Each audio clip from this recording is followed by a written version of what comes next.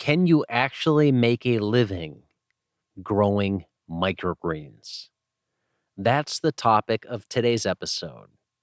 And the answer you might be really surprised at. Stay tuned for that coming up. Welcome to Farm Small, Farm Smart. I'm your host, Diego, D-I-E-G-O.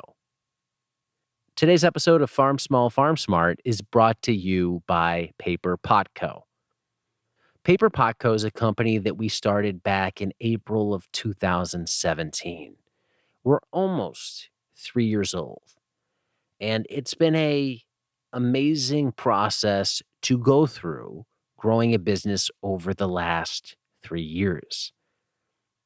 There's been a lot of challenges along the way. There have been a lot of struggles along the way. And I am very grateful to every one of you who has supported that company by purchasing something from us in the past. Those purchases have enabled us to do so much. We've been able to grow the company, hire people, support other small US and Canadian businesses. We've been able to innovate brand new tools that will make market gardeners' lives easier going into the future. We've been able to improve upon some of the existing technology that's out there around the paper pot system. We've been able to lower prices. We've been able to make donations to farms that have run into hardship and have struggled. We've been able to donate to nonprofits. Over the past 3 years, we've produced a lot of videos and something like 60 podcasts. All because of you and your purchases.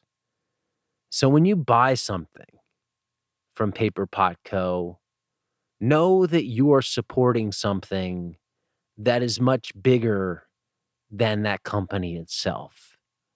You are contributing to the future of the movement through tool innovation, to educational content like this, and you are supporting a lot of businesses that go beyond just the business that you're buying from. I know you have choices out there when you buy your farm product. If you can choose us, thank you. Know that each purchase matters and makes a difference. You can learn more about all of our products or read a lot of the content that we have out there by visiting paperpot.co.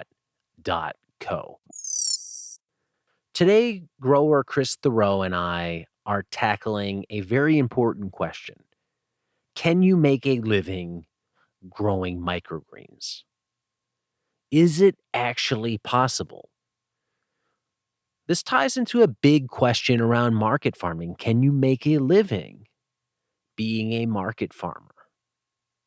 A good living, one that allows you to pay your bills, not live paycheck to paycheck, to build savings, to have insurance, to raise kids, to save for retirement. Is it possible? This isn't a pipe dream episode. We're not going to be rah, rah, rah telling you, yeah, you can all do this. It's great. That's not what this is about. This is a realistic look at that question and what it takes to make a living growing microgreens actually possible. If that's your goal, or if you're thinking about doing this, or if you are questioning what you are doing currently with your business on the farm, then I think you'll get a lot out of this one. Let's jump right into it with Chris Thoreau. So, Chris, today I really wanted to tackle a big question that will be microgreen specific, but it's very much market gardening and small farming specific. And this is the question. Can you make a living raising microgreens? When you first think about that question, what thoughts come up? Yeah, so there's so much tied around that. And I'll speak a little bit about it generally and a little bit on a personal level. I guess starting off on a personal level, my goal when developing a microgreens business was to generate revenue and generate income. But by nature, I tend to have multiple sources of income. And so I didn't want to develop a system where it was my only source of income. And the reason being is over time the microgreens production, if I did that it was my main source of income, which I think I could make a living off, it would really limit flexibility in my life. And what I mean by that is, selling $150,000 a year in microgreens could be done with two people, but it would be a full-time job all the time. And if I get sick or I want to take a break or I want to go on vacation, then it's really difficult to do that because the business is really dependent on me being there, and my income, being able to generate enough income to make a living, is really tied to those hours of work. And so I designed the system to be actually to have more employees than we needed, so everybody had flexibility. And so that model really worked out, and the food peddlers had really good member and employee retention because a lot of people seem to like that model of having lots of income sources, so there's some flexibility there. And often it worked out, if somebody needed time off, they could have it, and if they needed more money, they could work more hours. So a lot of it comes down to kind of personal agency and how you want to live your life relative to your job. And this I think you can look at in other fields as well. For example, if you decide to go into law, you're going to make a lot of money, but you know what your workload is going to look like, and you make a choice there. And so you're giving up some freedoms in order to gain others.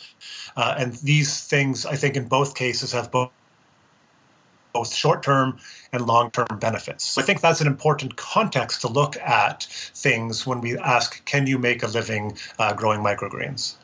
For a second, let's just set aside the lifestyle side of it, or controlling the freedom you have to do that work. I think a lot of people see microgreens as a very lucrative business to get into because it's low startup costs. It's typically a large dollar per pound type product. But then they start to do it and they're realizing, okay, I'm doing this, I'm raising a lot, but it's not turning into a lot of income and it's not really paying the bills. And I think for most people, at least in the US, if you have a family of 4, you probably need to be grossing at least $60,000, and that's maybe even in the Midwest. I probably need to be grossing 80 in California with 3 kids to not live extravagantly, to just get by when you start to factor in taxes and everything else. That's a lot of trays of microgreens to sell to get to that point. Just from a very zoomed out perspective, do you think most people who start these businesses, if they wanted to, have a shot to get their businesses that big to where they could support that type of, I'll call it, minimum viable lifestyle for a family of 4? That's a good question. Over time, so microgreens in general, so there's I think we've talked about this before. As a microgreens business entrepreneur, you can start with little capital and little infrastructure and build it up over time. And that gives you some transition time, which means you might have one job that you're doing 5 days a week that you shift down to 3 days a week and you replace your income there. And then you continue to grow the business until maybe you can shift all your income there. And then you get to the point of you want to shift all your income to the microgreens business, but you also actually probably want to reduce the number of hours you're putting in. And you want to shift yourself from being a worker to a manager, or sort of a worker to an owner, and maybe not. But when you start to really think about making a good living doing microgreens, I think you shift from being a sort of what we might call a mom and pop business. You've got a family that owns a store and pays kind of pays wages, to running what you might call an enterprise. Where you go from having you and a couple employees to you as a manager, and then you've got a departmental manager and 30 to 40 employees. And this, again, is going to depend on where you are in the world, what your market is. So I think it's important to keep that in mind, because if you do really want to make that living and you like that model, you're going to become probably a pretty big business. And in the entrepreneurial world, that's often the goal. The other thing is, what portion of your income and ability to make a living just from one thing shifts on the smaller scale. So I think you have to consider what you want your business to look like. Yeah. So in order to make a living on microgreens, you're going to end up having a relatively big business, which is actually beyond the scope a lot of the time of what we talk about. But what we are doing is laying the foundation for a business that could either stay small and give you a decent amount of revenue, but could be built into something more because all the principles are in place. You just need to scale up marketing, infrastructure, accountability, things like that, all of which come with costs. And we've talked about this a little bit before, but as your business becomes bigger, and I think this is where the reality check comes in, you have all these other costs that didn't exist before, distribution, insurance, website, employee benefits, things like that.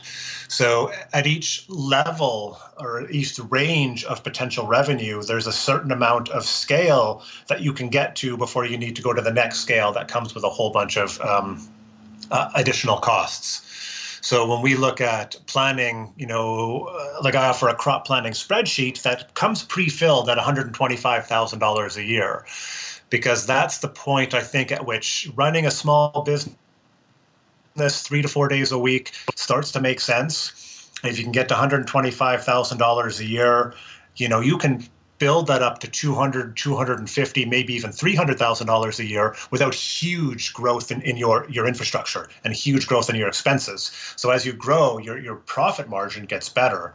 But then you get to a certain point, and then you're sort of starting again at the bottom of a level of production that's going to take you to another level, which means, more insurance costs, more testing costs. So you need to work your way up again.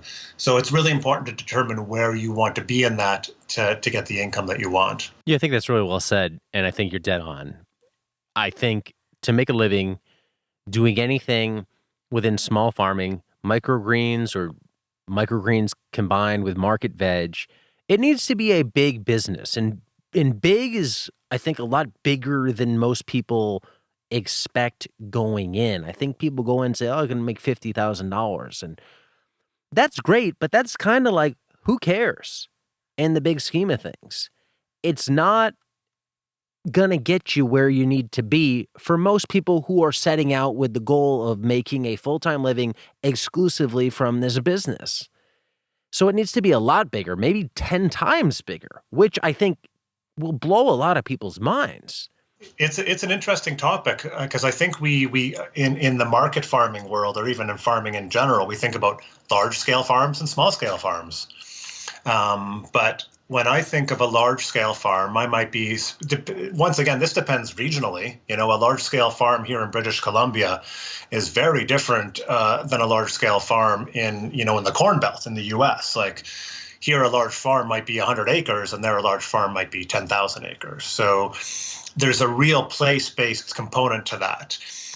So we look at farms on this small scale and large scale dichotomy, but in fact, there's a real big spectrum. And I think what I think a lot of people look at as small scale farms is what I might call a nanoscale farm. And so we look at these 1 and 2 acre, maybe up to 5 acre market gardens, like that's really small. And my experience, when I think about what's the scale of farm that's going to help you make a living, along with the scale of farm that's going to make a difference in the world, if you're looking at ecological farming practices, is probably in the 40 to 50 acre range, and you're growing veg or something on that. And so the scales are really interesting in terms of how we look at it. And so when we look at microgreens and we're talking about $100,000 a year, $150,000 a year, those are very small numbers because that's your revenue. That's not your income. And I think when we start getting into saying like, well, if you wanted to make, clear $80,000 to $100,000 a year personally, you're looking at a business that probably produces $1 million in microgreens over the course of a year. And I think as soon as you start saying words like million, people get really intimidated by it. But in this day and age, $1 million for an agricultural business isn't necessarily that much. And once again, that's your gross revenue. And there's a whole bunch of expenses that come with that. So I think understanding what we mean when we talk about scale is really important. And I think a lot of this is tied to, and this may be shifting globally and in North America, this idea of the values-based farm, where people are drawn to the small-scale agriculture because they've kind of had enough with the neoliberal economic system that's all about generating wealth and commodifying everything, whereas the small-scale farming movement has lifestyle pieces, a recognition of agricultural products as commodities, but also not solely commodities. They're also things that enhance our quality of life. And so that's one really far end of the spectrum when you're really values-based, even though you're considering it a business. And then you're getting into the mid-scale, I'd say, where I want to make a good living doing this, so I've got to be very entrepreneurial and consider the scale. And then there's the big scale where you're a California microgreens company shipping across, the continent. So this small versus large scale dichotomy is really misleading, and you need to think, from the nano to the giga scale in terms of what we're looking at. And so in that regard, people are probably looking at small scale in terms of making a living, but that's not $100,000 a year. It's probably $500,000 to $1 million a year. And there's a lot there, and I kind of want to pick that apart.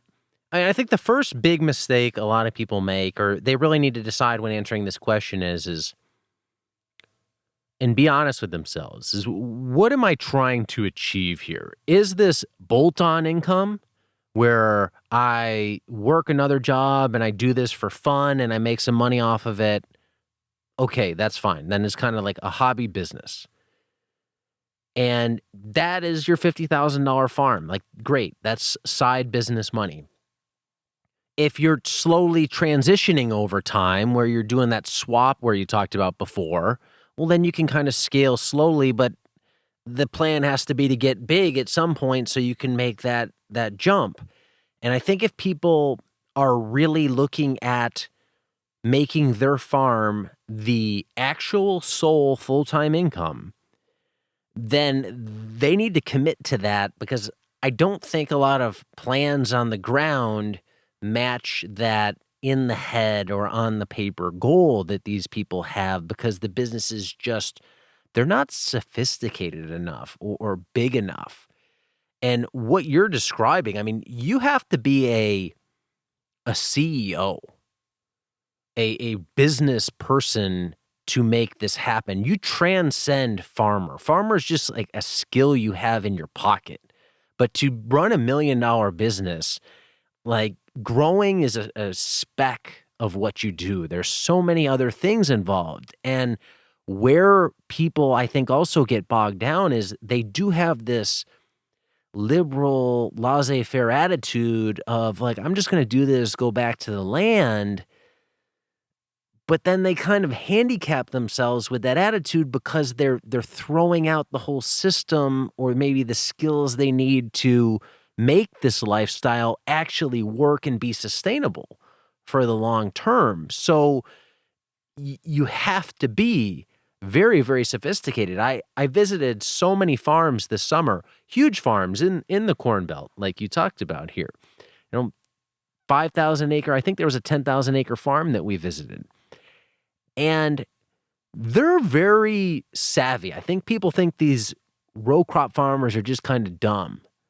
But they are extremely sophisticated in terms of paying attention to commodity prices, hedging those, all the new technology out there. Everybody might not like it, but these men and women are aware of what's going on, and they're way into that. The advantage that they have is they can just sell into a commodity system. That comes with disadvantages too, because like you're just taking a price, not making a price. When you go nanoscale, like you described, It's kind of the opposite. You really need to have about the same growing skills that they do on the big scale, but your business skills need to be like 100 times more than theirs because you can't just dump into a commodity system. You have to be creative to kind of navigate this and find a way to move $1 million of microgreens where you can't just take it to a silo and do it that way. And I'm not sure, again, everybody who starts this is that person or is cut out to be that. So I think about this question of, can you make a living doing microgreens? And I think the answer is yes. I mean, people can do anything that they set out their mind to, but that's not necessarily everybody. Everybody doesn't have this skill set, the desire, the temperament to be that CEO, to run this type of business at that type of scale in perpetuity. Yeah, I think you hit on a ton of good points there, and I often, when we're talking about this stuff, I actually reflect on our individual personal situations where we've made choices in our lives. You talk about leaving the corporate world to do more of this work. Like, we're working right now, and this in essence helps us generate revenue and income so we can live. It gives us a certain amount of freedom, but it also brings in a lot of limitations, which means like nobody's scheduling this for us. If we don't do this, it doesn't happen. And so I think it's really important to understand really the complexity of making these decisions when maybe the status quo is you go and you find a job and you get a schedule and you get paid. And then there's this alternative, which I'll just broadly say entrepreneurial approach. And I think it applies beyond just agriculture. The reason it's so unique with agriculture, one, is because there's a high level of unpredictability, and two, it's very physically demanding on top of all the mental demands it has that you were talking about. And so I think it's important to think about, one, what your goal is. Like, are you really ideals based? Or two, are you thinking about, like, how am I going to make my way in the world? And the reality is I need to pay bills and I need to generate revenue to do that. And so there's a very complex, I think, a set of decisions we need to make and a complex number of things we need to take into consideration there to do this. And I think you're right. Like, a lot of people, they overlook that. And I think it's easy to get a job and get paid, and that's very reliable, but often it's not fulfilling. So what comes into this then again is, can you make a living doing this? Maybe the question is better, what does making a living growing microgreens look like? And that's going to be very, very different based on your personality, based on your location, based on your skill set, and based on other things you need. And I have in the back of my mind this idea of, somebody goes into law to become a lawyer to make a whole bunch of money, but then realizing like they actually don't have free time. They have all this money that they can't spend on a lot of the things they need, though that's often the case in the beginning. And then you build yourself up, you get to be very good at what you do, and then you start leading other lawyers. So other people are doing the work on your behalf. You're a partner in a firm, and then all of a sudden you have this time to spend that money, to enjoy life beyond work. And so there's a complex number of things to think about, and how this changes over time as you become more skilled and your business theoretically grows and generates more income. Yeah, and that's the curve. If you imagine the trajectory of somebody starting this, it's person in an office, daydreaming about this. Then it's maybe them tinkering in their garage or their kitchen, growing some trays, and then it goes into a greenhouse or a warehouse space, and then they bring on an employee.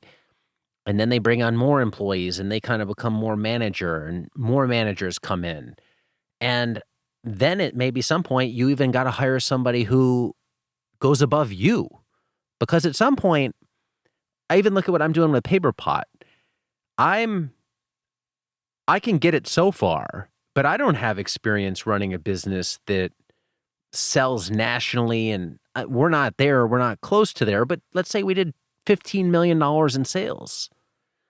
Like, is there somebody who could do that better than I could, who worked for Pepsi or Nike or somebody like that? Sure. And you got to, think about that advancement. And again, it's not a thought that comes in at the beginning. Well, I think we see, like, I just have in my mind, like, just anecdotal examples of where CEOs eventually get ousted out of their own company because the board of directors realizes that that person doesn't have the skill set that's needed. An interesting example here in Canada, which might be somewhat known in the U.S., is one of the big cannabis production companies here is Canopy Growth. Their CEO, he built the company and then basically was ousted for whatever reason because they needed to change direction, and it shifts over time. And so, yeah, like a group of people start making decisions that you used to make as an individual. So things shift in that regard.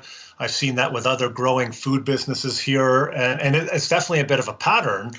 So this is something to think about. Like, are you potentially creating a company that you're going to phase out of or get ousted out of, which is actually an approach I took intentionally by turning my sole proprietor business and converting it into a co-op with partners. So everything wasn't so dependent on me, because that really freed up my options for life, right? Whereas when it was just me, like if I didn't do something, the business collapsed almost instantly. So that was definitely a huge component of things.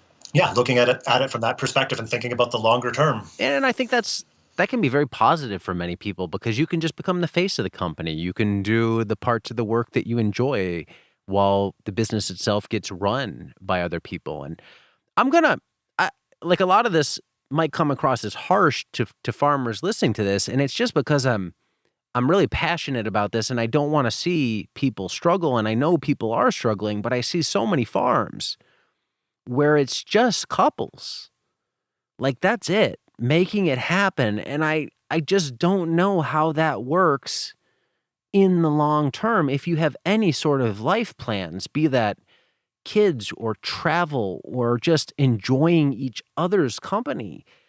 It's not enough. And if it just supports two people and you don't have employees, like, that's not really a living. I don't think, in the way that I would define it, because you can never step away, including the times when you may have to, due to illness or injury or mental health.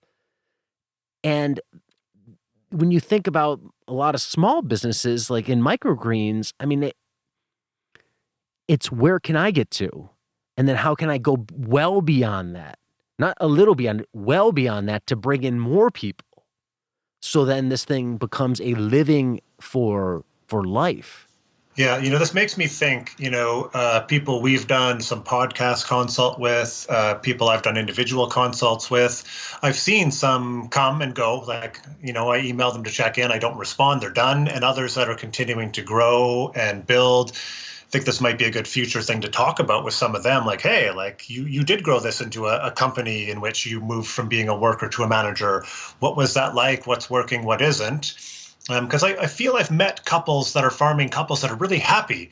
But I think we do. The question is, how long can you remain happy? Just like you start a new job and you've been at it for a while, but can you do that for the rest of your life? I'm also kind of reflecting on what I would almost say is like the three different types of people that I find and maybe we engage with in the microgreens world. So one would be sort of the younger, eager, ambitious, has a lot of energy, really sees the value in microgreens, goes into it with a lot of ideals, can put the long hours in, like when you're in your early 20s, if you don't have a family, there's a lot of flexibility. And if I would have done what I did in my early 20s instead of sort of my mid 30s, I would have taken a different approach. I would have had more flexibility. I wouldn't have had a newborn child. Like, all this stuff affected what I did and how I did it. Then there's sort of what I would call the more entrepreneurial driven people who are maybe young or maybe old, but they just they get it. And they get right away that there's a tray is worth $20, but there's expenses that are associated with that.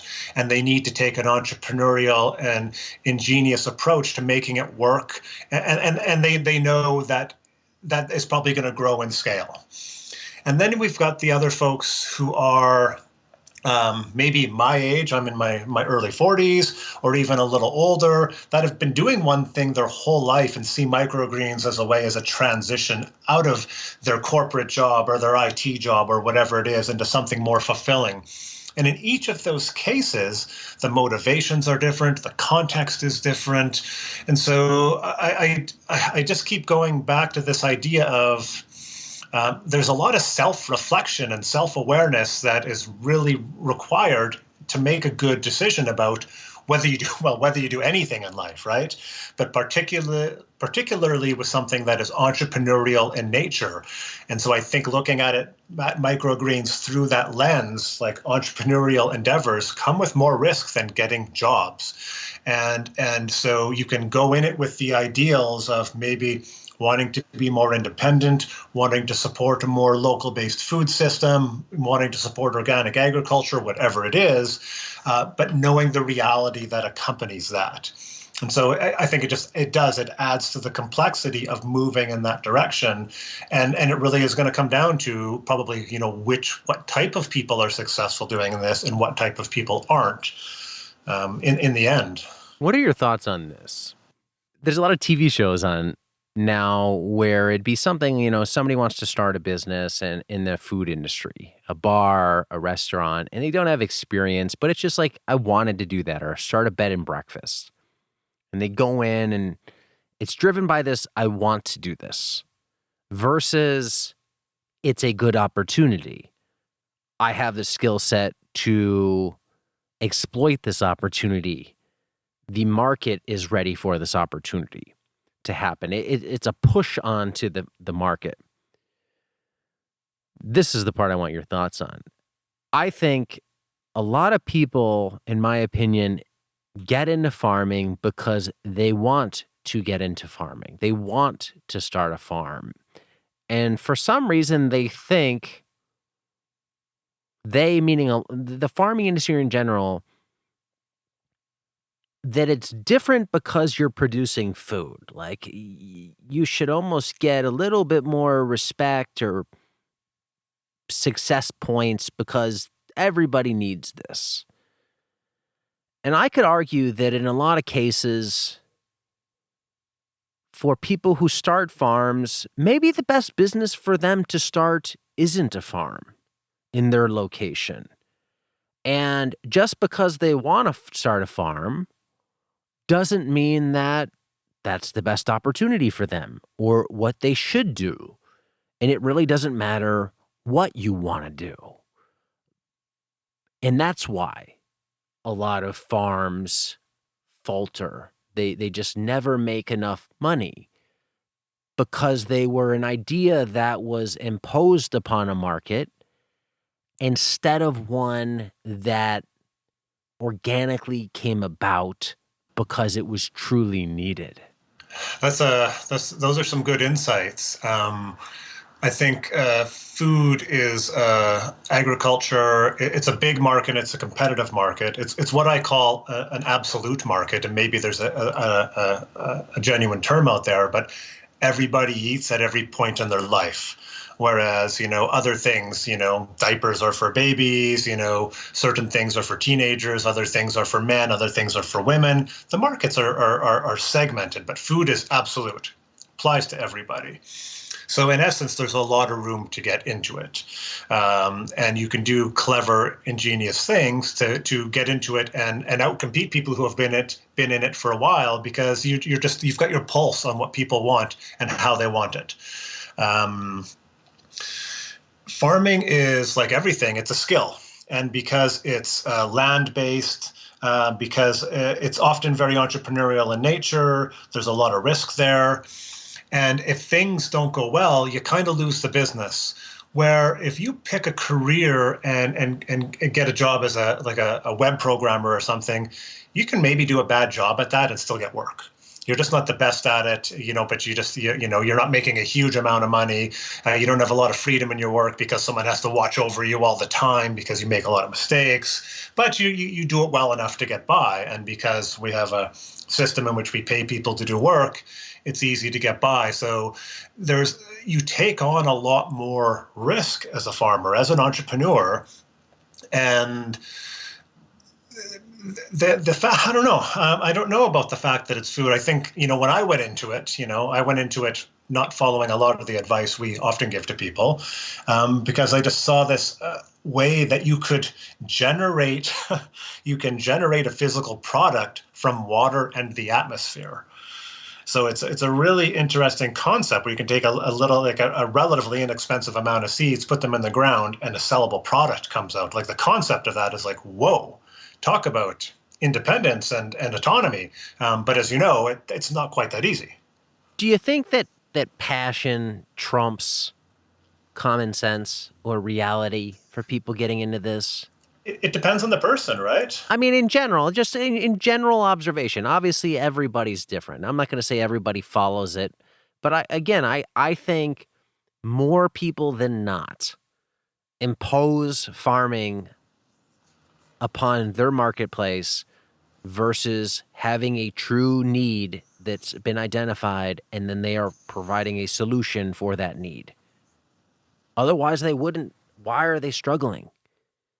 It's a very good point. Well, they could be struggling. Like, if you look at need, you say, well, is there a market for this product? And if I'm going to the farmer's market and selling $2,000 worth of produce a week, there's a market there, and there's enough of that market that I can take a portion of it. Where I think things come into is, farmer A can sell $2,000 worth of product, and only need $1,200 in expenses to do so, where someone else might take $1,900 in expenses to do so. So maybe it's not so much about the market as it is about how efficiently you can produce something for the market. Like, that would be the way. And when I look at farmers who do well, and I'll reference Curtis here, like, one of the reasons Curtis probably did well as a farmer is he had these really good systems that he followed and implemented and followed them really strictly. And I've always kind of thought, like, that's great. And that works because it's a good system, and Curtis is well suited to that system. And I think, and Curtis could probably speak to this better, some people start the system and it's good, but then they realize, oh, like, I'm really bad at being consistent at systems. Like, I'm just way too impulsive. And so it's hard for them to make a living because they can't follow the structure that's needed. So that's kind of what I see in one regard. In another regard, I see people who are afraid to let their farm grow versus people who do let it grow. And I think about the farmers market, where I'm thinking of a farmer here in BC in particular, who started farming on one piece of land, had a 10 by 10 stall at the market, moved to a bigger piece of land, and then produced more and had a double stall at the market, and now has a double stall at the market, and people go to this, attend to the market, and she doesn't. So what she's done is she's scaled up, trying to find, I assume, that sweet spot where she's making enough money to get by, but she's not busting her ass, basically shortening her lifespan by trying to do that. And that's that evolution we talked about earlier. You shift your time from being a worker to a manager. You still probably do a bit of both, but you're freeing up your time because you've built that. You've built that skill set, you've built that reputation, you've built your soil, you've done all these things that you start to benefit from it over time. And so there is a process to follow there to get to that point. And some people realize that and some people don't. The people who realize it often are more successful, and the people who don't struggle, or they drop out and they go back to their IT job. So let's say, for assumption's sake, to live a standard North American lifestyle, meaning you're not living paycheck to paycheck. You can support a family of 4. You can have insurance. You can put money away for retirement. You can have savings. You can generally not be of want all the time. It doesn't feel like you're grasping. Things feel stable. To do that with just microgreens, let's say you have to do $400,000 in revenue a year. Thinking like of that lady, doing the double market stall, can most people move $400,000 of microgreens in most markets? Not everywhere, but I mean, for a lot of people thinking about this, I mean, is that, How much microgreens is that to push into a market? And is that realistically possible? If we approach it from that standpoint and say, okay, let's stress test this whole plan. We know what we want. We know what we need to make. Can we sell that much? Yeah, so I think there's a couple things to consider here. And one is the size of your market and the expense of producing for that market and living in that same location. And I think about that because you and I both live in very expensive cities. Vancouver is currently one of the most expensive cities in the world. But because of that, it's expensive because people here have money. And so it's a very big market within a small geographical area to access. And when I look at the food peddlers model, I think the food peddlers, which sell like 150,000 to 200,000 a year with that flexible work option that I talked about, could easily double to $400,000 a year. And at that point, really start to do well. But it requires a certain expertise that maybe is or isn't lacking. Targeting new markets, upgrading certain systems to be a little more efficient to handle those markets. So that's part of it. Like what's the size of your market? How much does it cost you to live in that market? Which means how much do you need to make to get by? And here in British Columbia, as you go from the coast inland, your living expenses go down, but so does your market. And so often those things balance out. But there's probably places where there's a sweet spot. For whatever reason, you've got a good-sized market that's welcome and open to your product, assuming, once again, like we've talked about, you're reliable in delivering it, it's good quality, there's enough selection there, like all those things. There's kind of those sweet spots where if you go somewhere like, oh, it's really cheap to live here, but there's really no one to sell to. And the people that I could sell to don't want the product, or vice versa. There's not a lot of people, but luckily people who are really into this because that's the kind of community it is.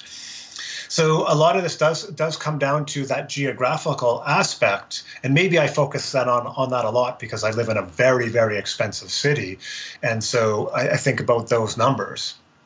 Generating $400,000 in microgreens revenue from a more rural location, maybe it's doable, but then it's also like it might mean more driving time or more wholesaling or things like that. So that once again, it becomes very, very complex. I know you like more specific answers, but these are the things that I'm always like in every decision I make now, and it took me years to get here. I'm always considering that, I want to do this, but I need to, where am I going to do it? How am I going to do it? How does it shift in how it's going to manifest based on all these different factors? And it's interesting where I've considered many different entrepreneurial things over the years coupled with microgreens, and I start to do the numbers and do the reality check. It's like, no, it's just not going to work. It's not going to work. Not that it couldn't work. It's just not going to work for me. And so this is where things start to get into that very difficult to decide on things. And something, for example, that might shift things to make it more feasible is you don't need to buy land. Your family has land that you can do something on. So things shift really quickly in those situations. If you don't have land, you're not producing at home, you're renting a warehouse somewhere, right? Which is this whole big cost. But if you're paying mortgage on a piece of land where you can do the production, that changes the economics really, really quickly. If you are in a rural land and then all of a sudden there's developments around you that you hadn't accounted for before, and you have a very clever way of accessing those markets, all of a sudden, because of your entrepreneurship or sort of ingenuity, you're accessing markets in a way that other people can't because they just didn't see things that you saw. So once again, it kind of goes back to this: who are you, and how good are you at creating opportunities of what you have, or shifting to a place or a product that where a niche needs to be filled, that you feel you can do that you have the skills for, or can very quickly learn the skills to do it. Let's say the food peddlers wanted to double from 200 to 400.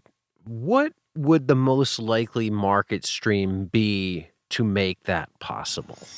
So I think in this case it becomes multiple markets, and that's really how the model is based. So you shift from doing one farmer's market a week to 3 farmers markets a week.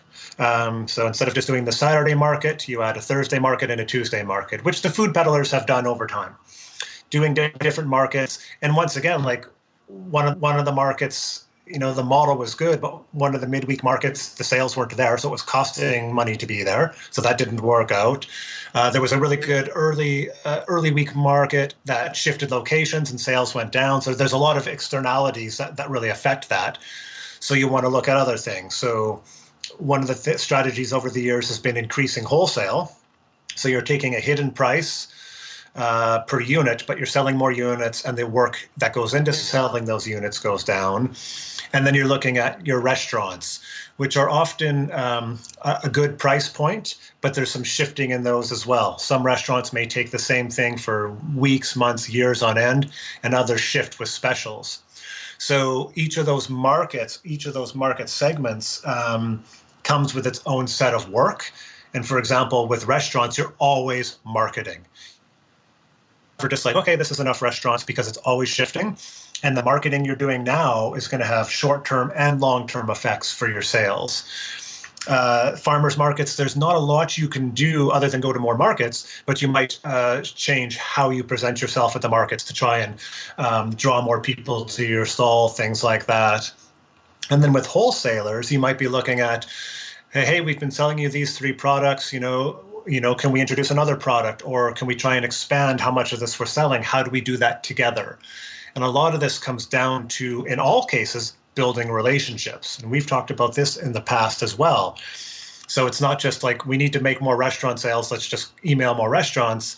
Often you're not just randomly emailing restaurants, you're emailing restaurants you've sold to in the past, where the chef has moved somewhere else, and so you're connecting with the new chef or following the old chef to the new place. So there's all these strategies, I think, involved in that, which help you expand the market. The trick, I think, is, and the challenge I had, is putting the time into that. And if all your time is going into production and invoicing and all the tasks, then you can't expand production.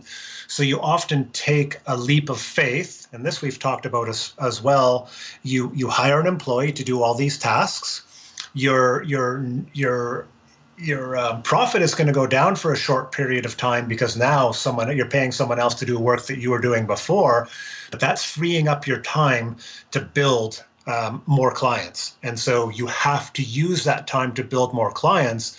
Otherwise, you're just reducing profit without increasing income. So there's a multi-pronged strategy that usually results in or requires you to pay somebody to do the lower level jobs that somebody can be trained to do consistently. So it frees you up to do the big higher level stuff. Or, as you referred to earlier, you hire somebody who does your marketing. You continue to do production because you just can't stand people, or you're not good with people. And somebody else does that, and you're paying them as well. You're probably going to pay them more than you're going to pay somebody to do the more basic tasks. So you need to figure out where your strength is and where it makes more or less sense to pay somebody to do either side of that work. Yeah, and when I think about this and hearing that, I think about people in rural locations, and cost of living's lower, so potentially you need less money to make an income, but I think opportunity for sales is a lot lower. I don't think your cost of living drop is proportionate to the sales pipeline drop. I think the sales pipeline drop falls off a cliff. And that's really how I see, if somebody's going to make a living on microgreens, it's selling to a lot of restaurants or a big distributor or a bunch of grocery stores.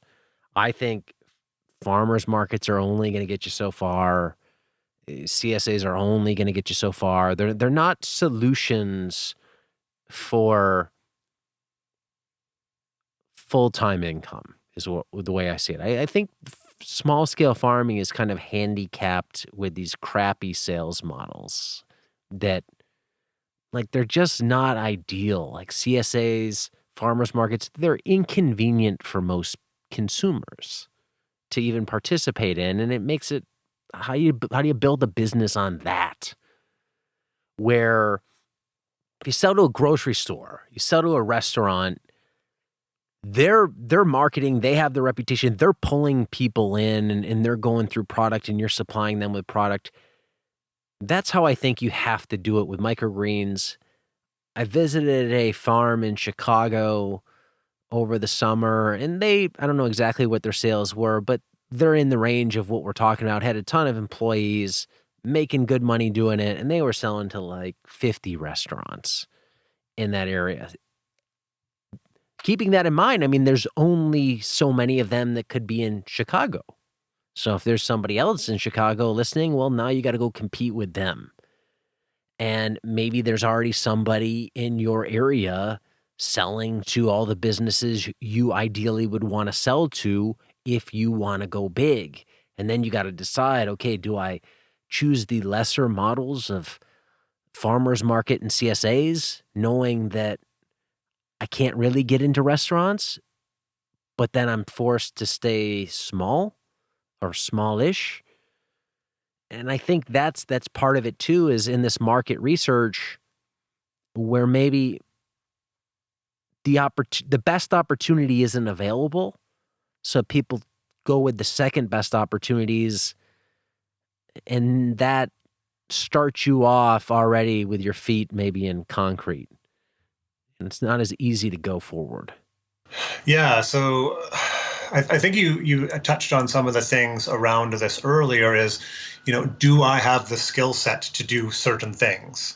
I often think, in my arrogance, that I could go into any city in North America and start a microgreens business and push other microgreens businesses out a little bit. I think there's a certain amount of loyalty that restaurants and grocers have. But that loyalty comes with conditions. Like, we're loyal to you because you have a good product, it's well packaged, you deliver on time, your invoicing is consistent, and we like your personality. There's all these things. But if your invoicing is all off and your deliveries are not great, it doesn't matter how good your product is if the client is not happy.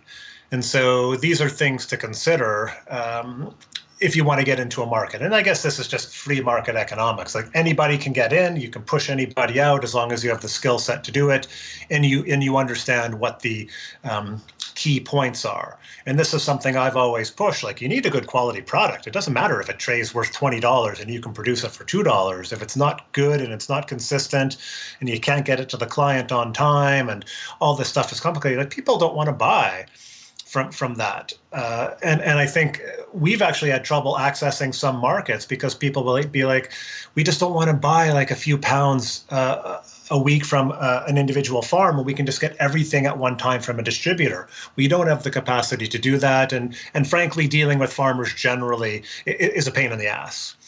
And so when you're looking at getting into a market, like, what's your value proposition other than your product? It's how you deliver the product, how you interact with people. And I see like how this makes more and more sense to me over the years and how it affects my daily life. Like, I pay more for some things just because the people at the store are friendlier and the product is always in stock. And, when I make a request, they order stuff in on my behalf. I'm like, yeah, I can walk down the street and get everything for half the price if it's there, and gee, I sure hope, Janet, the cashier, isn't working today, or Bill, the manager, because they're just dicks when I'm there. So I think getting into markets, you set yourself apart by being really good at what you do, and it takes time to get good at what you do. So entering the market thinking I'm new and I've got energy is going to allow you to overtake what's there. Not a chance. Yeah, and this goes really full circle back to that, you need to be savvy, you need to be a CEO. I think one of the reasons why Curtis really did as well as he did in Kelowna is because he was innovative. He tried a lot of stuff. He found ways to maneuver within that market that maybe weren't obvious at first. And I think part of making a living in what everybody knows is a very hard field to make a living in means you got to have an edge going in. Like, you have to find ways to compete in those crowded markets, shove out the competition, find ways to provide better service. If the market streams aren't that efficient like CSAs and farmers markets, what's a better way you can get this product into customers? Knowing everything that Amazon and Farm Fresh to You and all these other box services are doing, like how do you compete against that? So a large part of success in small scale farming today, and even more so as days go by, is being extremely savvy and innovative to get your product out there, because it's, I think, more than ever a convenience world and a service world and a value world in terms of what you're getting. Quality will get you so far. Price is only going to get you so far. I need to find a way to get this product into my ideal customer's hands in a way that's better than Amazon, or at least equal to Amazon. And that's kind of the bar I think a lot of people are facing. I mean, I face that now with Paper Pot and dealing with 2-day shipping and free shipping on everything. People are so used to that stuff. I'm having to try and find ways where I can make the business be easier and modern as it is, because it's just so changing now in commerce that we can't be rooted in the farmers market scene of, you don't even have to go back that far, 2010. It's a century ago in terms of technology and what's offered compared to today, only 9 years later. Yeah, like one of the things I've really noticed, and I'm sure we've all noticed, is the gap between what big companies can do and what individuals can do is shrinking greatly. Like I need software to have an online store. I can have that in a couple hours and have a store up literally in a couple hours. Whereas, 15, 20 years ago, like I remember being a kid thinking like, if I wanted to start a business and market something, like how would I even do that? Like even as a young adult. And so the technology is allowing us as local values-based food operations to really offer in many ways the same service that a big company that has all these policies in place to make things efficient and cost effective. There really is not a big divide. I think there's a certain amount of acceptance, once again, like we've talked about, is you're not just a farm, you're a business, and you're not just a business, you're a service and product provider. And so you need to provide those services and products in a professional way. And if you don't, then two things are going to happen. Like one, companies like Amazon or Whole Foods, which are now one and the same, other bigger companies are just going to dominate the market, because not only are they they're providing good products, like great certified organic produce delivered to my door for free on an hour's notice sort of thing. So that's really good. And maybe I've got an anti-corporate sentiment, but in this sense that, there's a lot of value in that. But I also know like there's some local farms that can do that pretty well also. They've got the software, ordering is really easy because it's really the same software that the big companies are using. And then there's the farms that have like once a week CSA pickup, Wednesday from 2 to 4. Well, why is that even an option for me? Like this day and age, it's not convenient. It's in more ways than one, because I don't know what I'm picking up. I have to pick it up at a set time. So there's all these things there. So the technology, when we talk about innovation, it's not that just that we're using new technology, it's that we're using the technology that's available and others are using. And so I think you can stick with your values, but separating your values and thinking, if I'm going to run a small scale organic farm or microgreens operation, I have to do it, with paper invoices and all this stuff. And that's just, I don't think it's reality. And I don't think a lot of people are going in that direction. You just have to accept and embrace the business tools that come with that are going to allow you to be more or less successful. And I think the technology plays a huge role in that.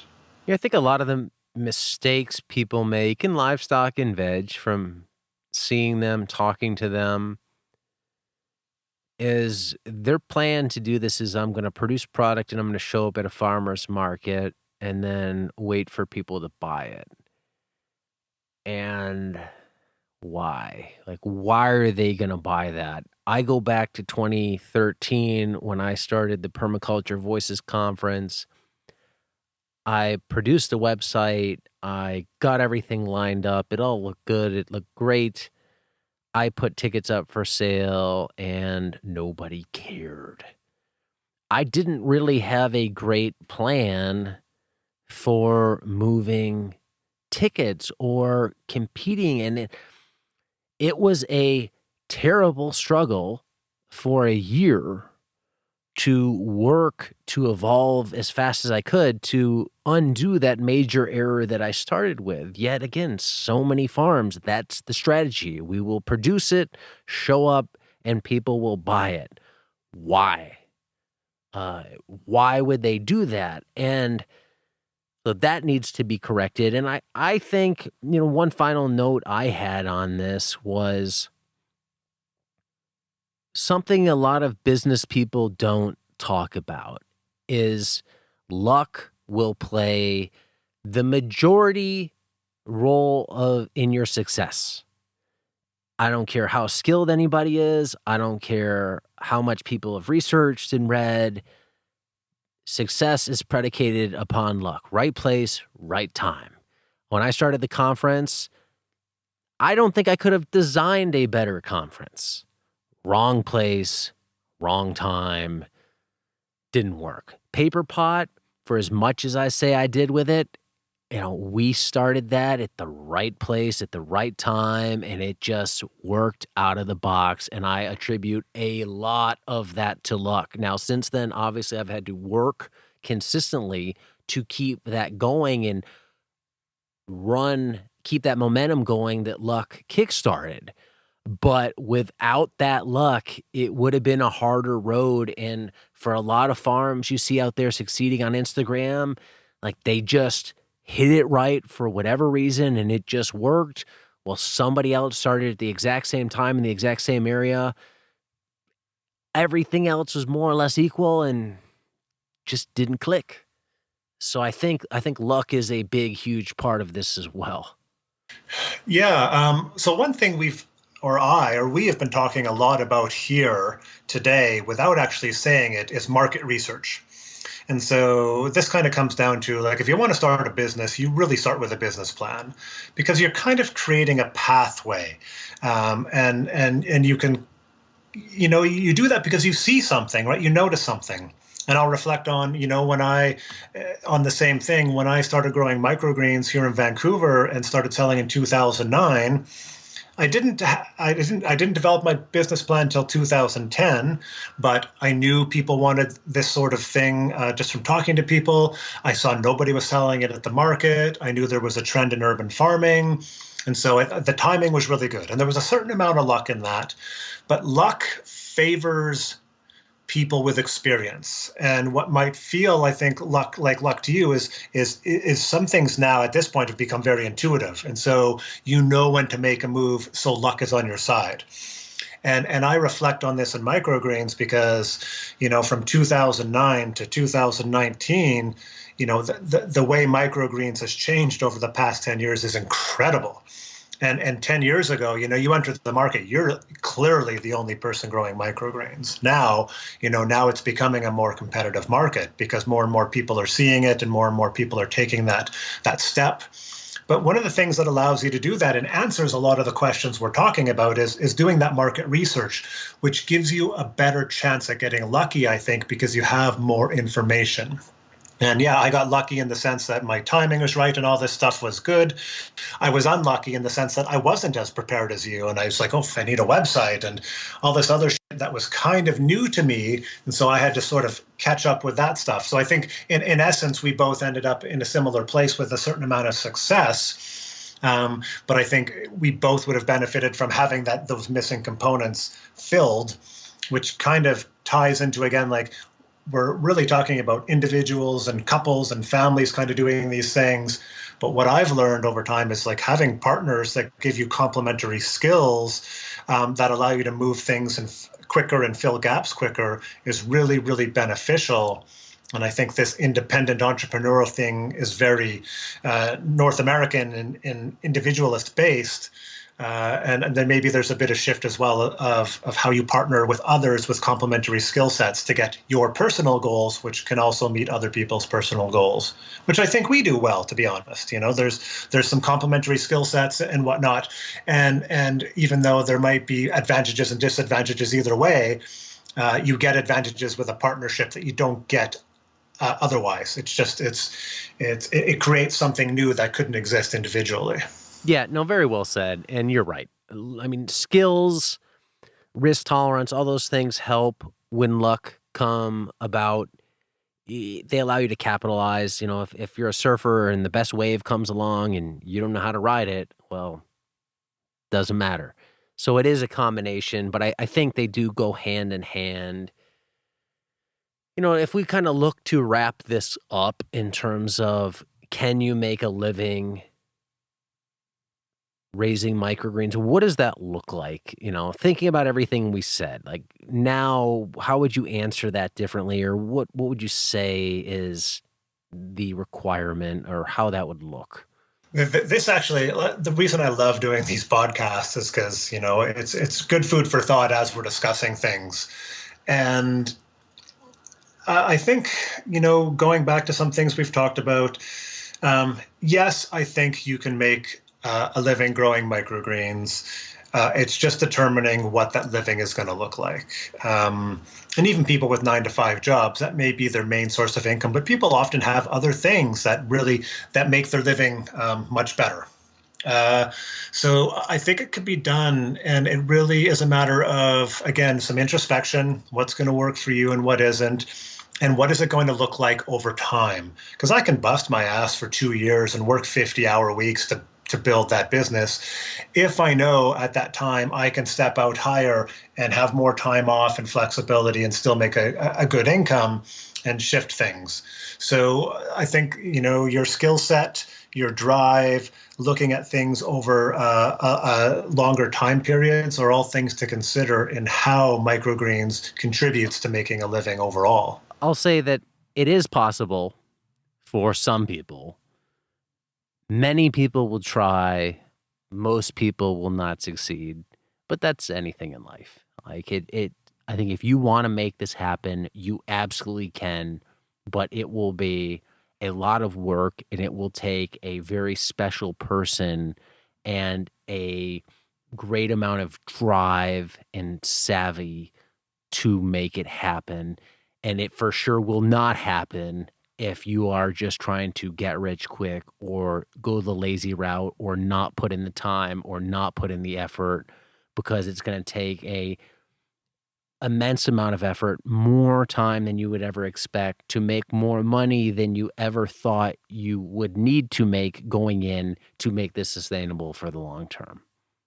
Yeah, and maybe a quick add-on to that is, if you're already a successful market gardener and have all these markets that we've been talking about with farmers markets and wholesales and restaurants, that's a case where adding microgreens to your production system can really pay benefits. I think we've been talking about, starting something from scratch and just growing microgreens as your agricultural operation. But in reflecting on things like, microgreens is a great add-on crop for farms, especially if you have all these things we're talking about. And because you already have a certain skill set associated with growing, a lot of that's transferable. So that kind of feeds into things as well. So I think it could be a way of making a living and also a way of enhancing the living that you're already making. So after hearing all this, if it's something that you want to do and you want to try for it, I think one of the best ways that you can get started on the right foot and on the right path is by learning from someone who did it, by doing that market research, by doing a business plan, and up front, really quantifying, is this right for me? What does it have to look like for me? What do I need in my situation? Because Chris's situation is different than mine, and it's going to be different than yours. And what we've developed here recently and really improved upon is the old microgreens course that we used to offer has now been completely overhauled, improved, added upon, expanded, and made much better to help people make these types of decisions and hopefully make their path a little bit easier on the road to making a part-time income off microgreens or maybe even a full-time income off of microgreens.